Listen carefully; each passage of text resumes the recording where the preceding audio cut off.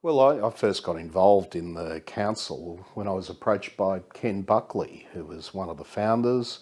Him and Bernice wanted me, as a relatively young person of 21, 22, that had been involved in politics, but somebody who always cared about the rights of the individual, to come along, get involved in the organisation, so that there were new young people to take it forward, as people who'd first set it up in 1963 were looking to retire and have a new generation take charge.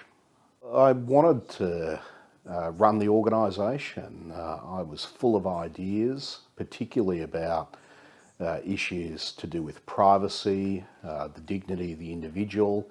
And what I really loved about the Council for Civil Liberties is it was a very principled organisation.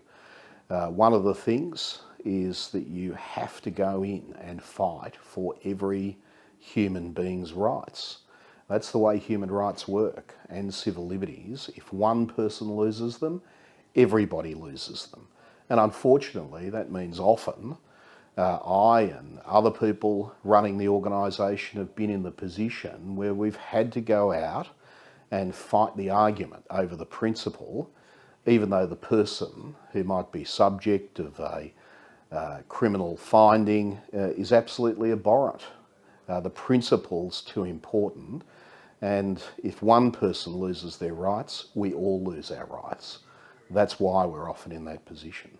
And I see protest as one of the most important, if not the most important, civil right.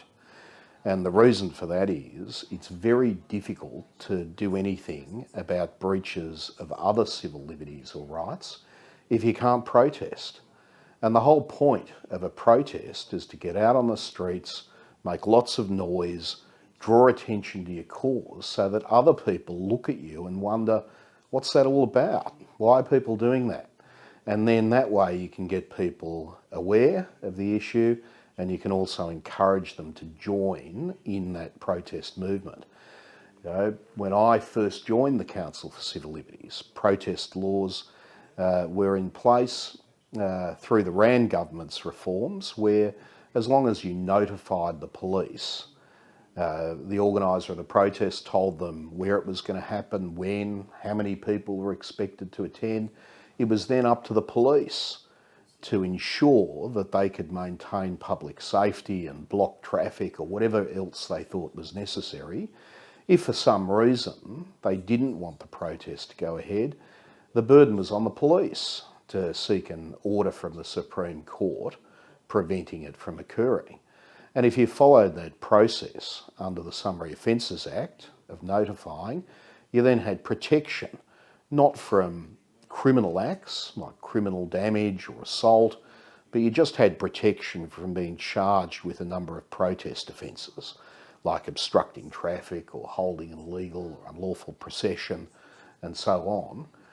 The problem with the recent changes to the protest laws is not just that it doubles the penalties, so more people are likely to be in jail, but invariably it will mean that stringent bail conditions that are unreasonable will be upheld, more difficult to challenge in court. We also have a system now where people effectively have to seek permission from the police before they can protest. And I've had clients come to me seeking that permission, and they've been told you can't hold the protest in that place, out the front of Town Hall or in the middle of Martin Place. And they've been told if you want to do it, we'll give you permission, but you need to move it around the corner, out of sight and out of mind. And that defeats the purpose of a protest, which is supposed to be loud and publicly visible. You know, one of the worst things for me is that, unfortunately, if you're motivated by the public good, for example, you want to protest against climate change and you block the harbour tunnel for an hour or so, you could be jailed now for up to 4 years for engaging in that type of protest when all you're trying to do is save the planet. Meanwhile, if you're motivated by profit, if you're driving a heavy vehicle and you overload it so it crashes into the tunnel and blocks it, then all you're going to get is a 6-month suspension of the registration of the vehicle and a fine, but there's no jail time involved. It's absolutely absurd in a democratic society like Australia that we treat people who are protesting for the public good in that way, yet there are lighter penalties for people that are motivated by profit. There are many protests I've been involved in over the years. The single largest one was when the Council for Civil Liberties was part of a coalition organising the protest against the war in Iraq. There were 250,000 people or more in Hyde Park at that rally. It was wonderful to see so many people turn out. Older members of Civil Liberties said it was like the Vietnam moratorium rallies, but it was bigger. It had more people, and it really demonstrated that the public can make a difference. I think it was that involvement, that rally, that ultimately meant the Labor Party, in opposition at the time, took a position where they didn't support Australia's involvement with the UK and the US in Iraq. They did support our troops who were forced by the government to go over there, and quite a distinct and different position to the United Nations sanctioned operation that occurred in Afghanistan that was supported. So public protests make a difference, and they're often the only way to send a clear message to government and to result in change.